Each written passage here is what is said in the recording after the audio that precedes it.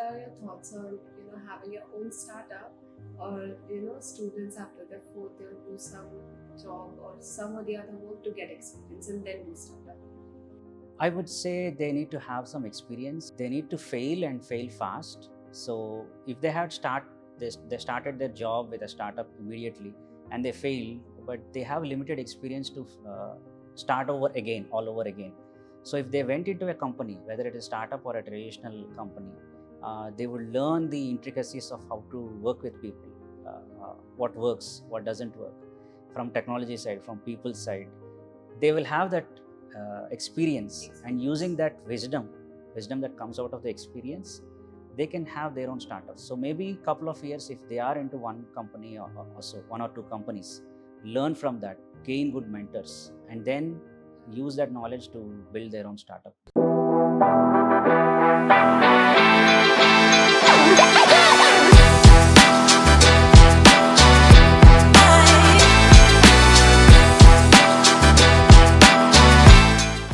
Welcome back to another episode of Industry Talk Session, where we are glad to have Mr. Syamasundar with us. He is Technology Innovation Leader at Accenture India, and having 15 plus years of experience in tech industry, he's also very passionate about giving out or innovating students, or we can say young talents. On top of it, he has been recognized as Accenture India's top 100 innovators. So much thank you to you, sir, for taking out your time and coming to our campus of Schools of Future Tech. And we are really glad to have you over here. So before talking about anything or industry talk or any thing that can be related to the students, I would want you to give us your brief through or run through of your career beginning till date, how it happened, what motivated you. So we would want to know about that. First of all, thank you very much for having me here. I would like to thank the management of ITM Skills University to have me here, and to specifically to answer your question. I did my Bachelor of Engineering from Andhra University, and after that, I have started working in Accenture. I haven't changed companies because I had very good mentors every few years, and I started my career in something known as manual testing, which is like no longer probably existent, but slowly I shifted to business analysis, production support work. Then I got into development late in my career, I would say, after maybe 7 or 8 years. While the others were doing development, I started a little late. But in order to catch up, I had to find technologies that are having exponential potential. So I picked up AI, but even in AI, I felt that I have more inclination towards science, and quantum technology was growing up, was developing, and there were small pockets of people in my company in US and Europe who were doing projects on that, small projects on that. I thought I should also collaborate with them, and that is how I started doing small projects and showed it to my top company leadership through innovative prototypes, and started a small division. So it was like more of an evangelizing quantum in the company, and started a division within India itself. The quantum division in India was started by me for Accenture. So how come you had this from the very beginning from your 12 that I want to get into something technology side? I wanted to get into more science side, but to support the family, I had to become an engineer. But that bug was still there to do something on science. So as I learned more of technology, I wanted to do science-based technology. So I shifted there. So I had been to your LinkedIn profile as well. So over there we had seen you had some experience in arts and entertainment side as well. Yeah. So what was the switch, or what motivated you? Okay, this is just my hobby kind of thing. Yeah, me and my brother were interested in short films, and we kind of experimented there as well. Okay. And the stories that I used to write were also all science-based, science fiction based. So we kind of experimented a few years while I was doing my job and while my brother was doing his job or studies about films, but it kind of didn't fly well. So if we kind of decided to focus primarily on technology or whatever jobs that we are doing. So, but the impetus that it has provided was creatively I'm able to solve problems when compared to the others who were solely on technology or engineering. So I have this artistic mind as well, and the brainy side So technologies was it as well. kind of a hobby thing that you just It was wanted to more of a give? hobby. Yeah, Hobby. it was You more of a wanted to hobby. give it a try and then Yes, see if we yes. could. So I tried my passions, so I don't get a feeling like had I tried it in the past, I would have done something like that. So I gave it a shot. It didn't work out. I learned my lessons, and I reinvented myself and moved further into technology. So you've worked on many projects in Accenture, and which is that one of the most futuristic or sci-fi project that you still remember, or you all are still thinking of doing it? Not a project, but something that you all have in your mind. So we wanted to simulate the way molecules interact with each other using computers, whether it is regular computers or quantum computers. And when I started working on it, I thought we could model even interaction of various particles in the atmosphere. I showed a demonstration of what we could do in the near future, but my mentors quickly dissolved it, saying it is like maybe 50 years into the future. So far it is possible to simulate only small molecules using quantum computers. And I had the vision of simulating how multiple particles in the air interact, So which maybe is in the like future we are getting it. we could get it. We could I get hope we it. could get it. Okay. I would also want to know, like, so obviously from the past side, we don't have so many, like in past, we don't have that much of technology into advanced level. So, is there anything that you wanted your institution to provide you at that time, which they didn't? You can be brutally honest about Yes, of course. The skill sets that we wanted actually to learn are what are relevant in the industry. it. Like taking any given business problem, let's say Hmm. finance or chemistry or energy, and try to translate it into the way algorithms or write software to it and showcase the results. Hmm. Those presentation skills of how to understand the problem, how to write code, and then how to show the results. These, if they were taught at that point of time, we could have learned them without trial and error. So over here we need to learn in projects and fail and then learn. Had we learned it way back in the college, it would have been a breeze for us, and our careers would have been even more better, as you would say. So, so is there any specific skill or something that even though it was taught in the college or during your bachelor's time, it didn't work out or it didn't help you much, but that experience while working it gave you much of knowledge about it. Any Yeah, particular I skill? did my engineering in electronics and communication. So the word electronics has electrons. While we were studying all of that in college, we used to visualize how electrons behave inside conductors and all. I really could not relate to a work that I would work on it at that time, even in the company, until I got into quantum, which actually involves these electrons, subatomic particles, and all. I could not how to relate to them. But after I got into quantum, I was able to relate what was taught in college back then. So the skill set were like dormant for 10 years, and now they came back, and now I'm able to make better sense of it when compared to people who only did computers or biotechnology. So I would want to know, you have interacted with first and second year students.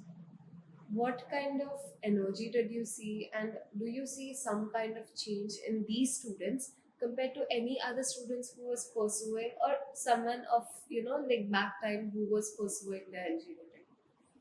Um, yeah, I could find the energy palpable where people were, both boys and girls, were able to assimilate the concept that I was telling. It was fully brainy concept, but these guys were able to assimilate it and ask the questions. I was not expecting just give back answers that I would expect, but they were asking questions at least 10 lectures beyond what we would actually expect the students to do. So they already have studied what is quantum technologies, what is the art of possible, what is not possible, and they were clever enough to ask questions to see if I'm able to give them the right answers or not. So they are very sharp.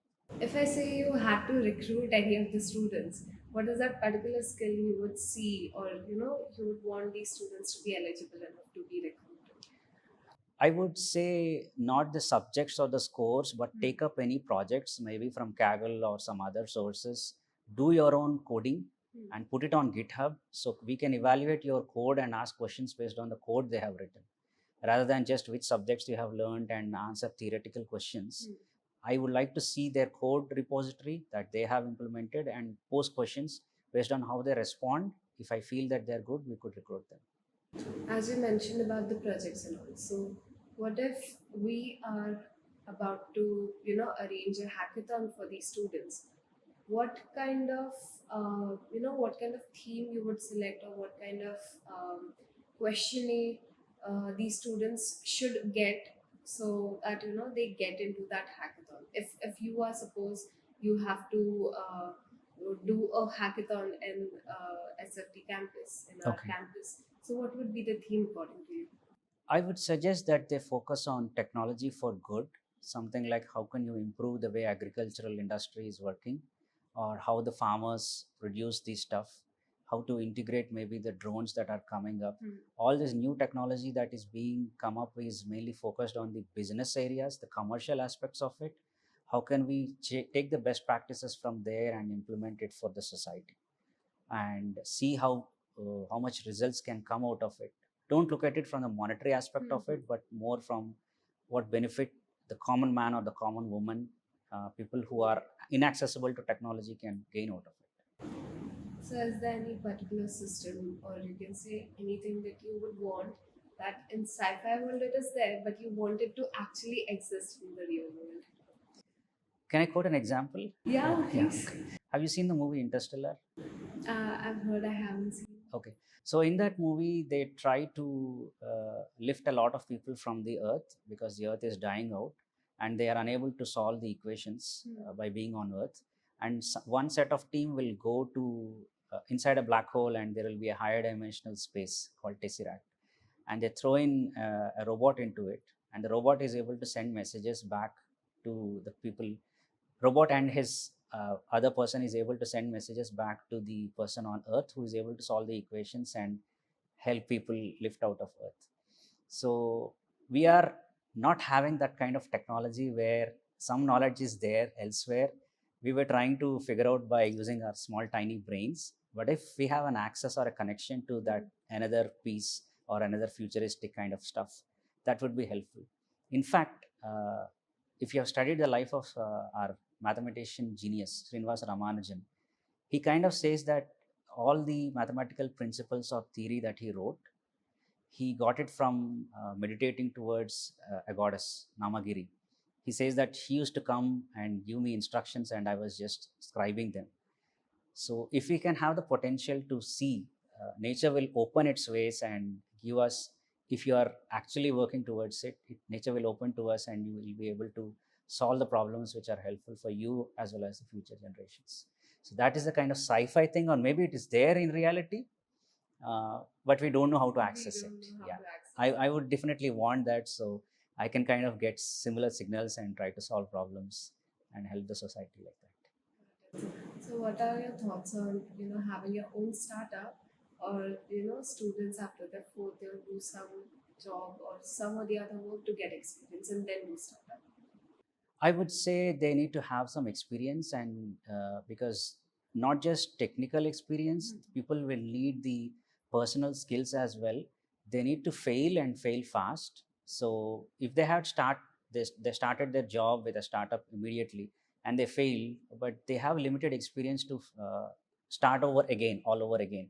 So if they went into a company, whether it is startup or a traditional company, they would learn the intricacies of how to work with people, what works, what doesn't work, from technology side, from people side.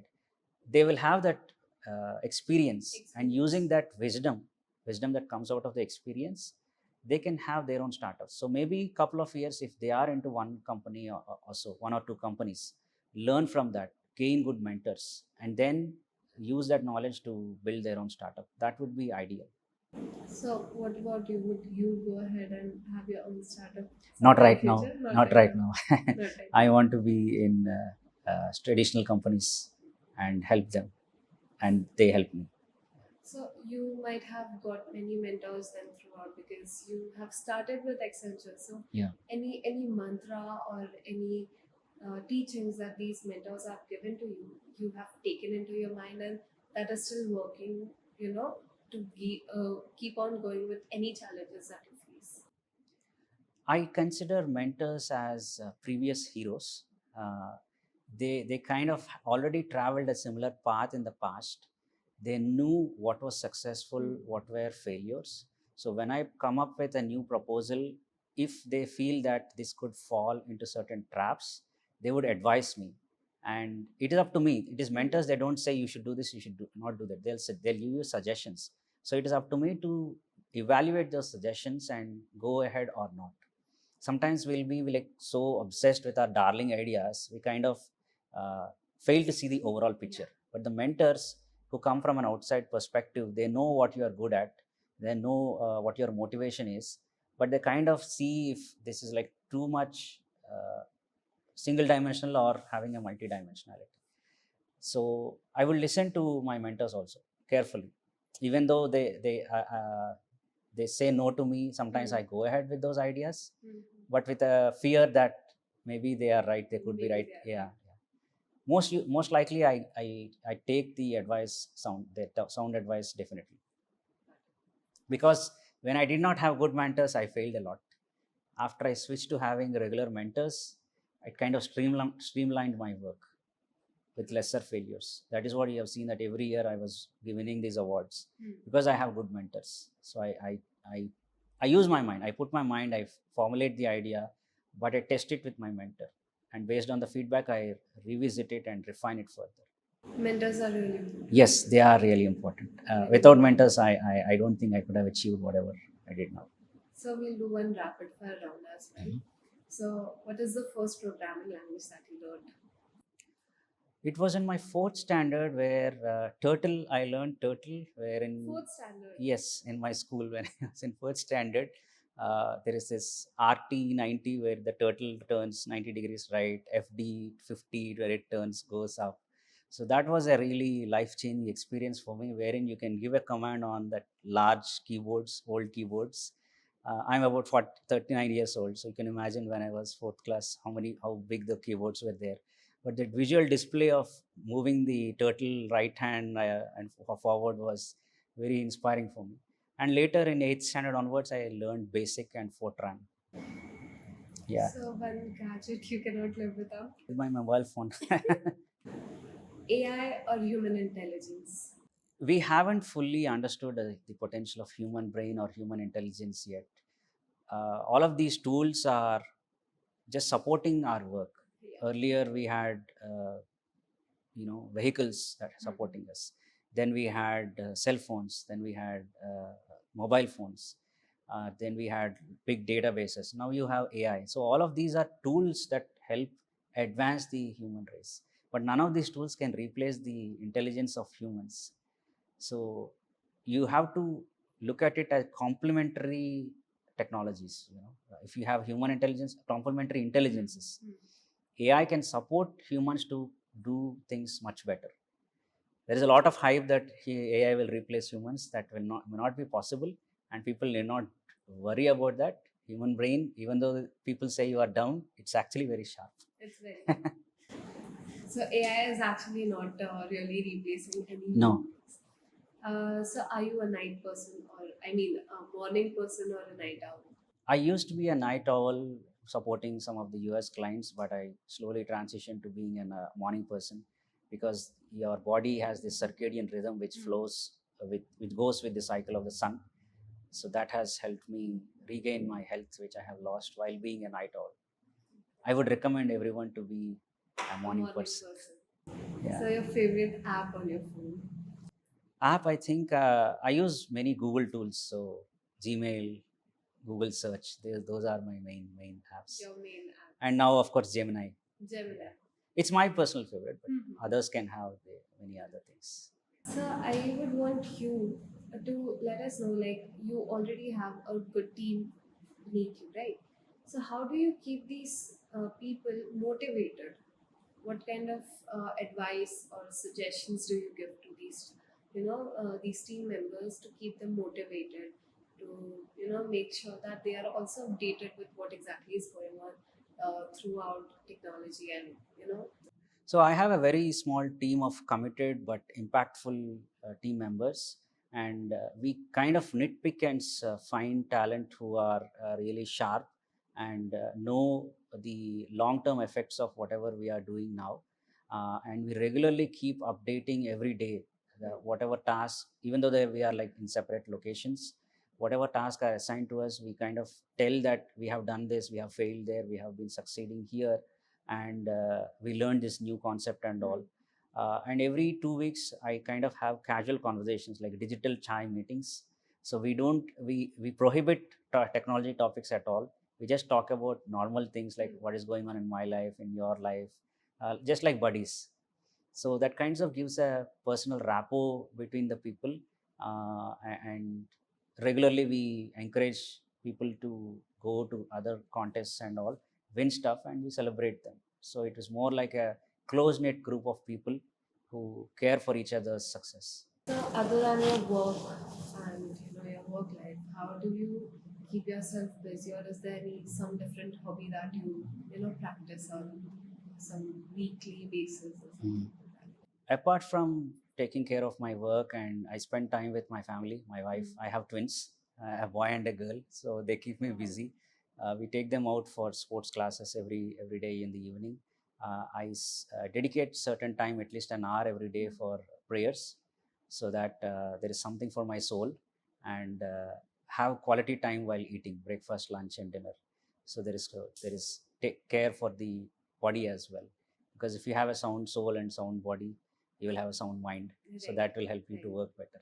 And so now, as we are coming to the last part of this talk session, I would want you to give few advices to these students who are just in their first and second year, so that after their fourth year they can actually implement it for their careers. Yeah. So when compared to education just few years ago, now you have so many of these AI tools which will definitely not replace humans at all, but you can make use of those tools to help study the different difficult concepts, and also ask the AI's right questions. You have to learn prompt engineering, so how to converse with the AI, get some response, process it again, ask some questions, so you have a conversation with them. So whatever your lecturers and professors have told, use that in addition to what the AI is telling, and have a holistic understanding of it. This can drastically reduce the time you spend to learn and assimilate the content. And as ITM University is having these industry sessions, try to understand how those people, also by watching these podcasts, how those people have used their engineering learnings in their field, what they have learned and what they are using. Is there any delta difference between them? And primarily look at it from a lens of problem solving. It's not just about completely about coding or data structures, algorithms, and all. Given a social or business problem, how do you write code to it, and how do you showcase the results? That is how you can make benefit out of it. Let's say tomorrow, if you are going in front of a chief minister or a prime minister of India and going to present it, you can't say that I use this algorithm, that algorithm, this technology, and all. What are the benefits? What technology you have used? Very minimally, but explain it in a way that showcases that your real talent. Explain difficult concepts very simply. That is what you need to learn. Got it, sir. And thank you. And final thing that I wanted to know is, if you are given to design our billboard of School of Future Tech, what the tagline would be? Yeah, the tagline would be, these bunch of graduates are industry ready. Thank Because you I so have much. seen the way the curriculum has been designed. Even before coming here, I went through their videos, and it is markedly different from the way the other education institutions are grooming engineers. So these guys are actually working on coding. In fact, I should say that companies in the companies are also following the same structures, those education structures. So these guys are spending good 4 years Hmm. to learn all those relevant skills. And in addition to that, it is being complemented with industry discussions. So they kind of know the domain expertise as well.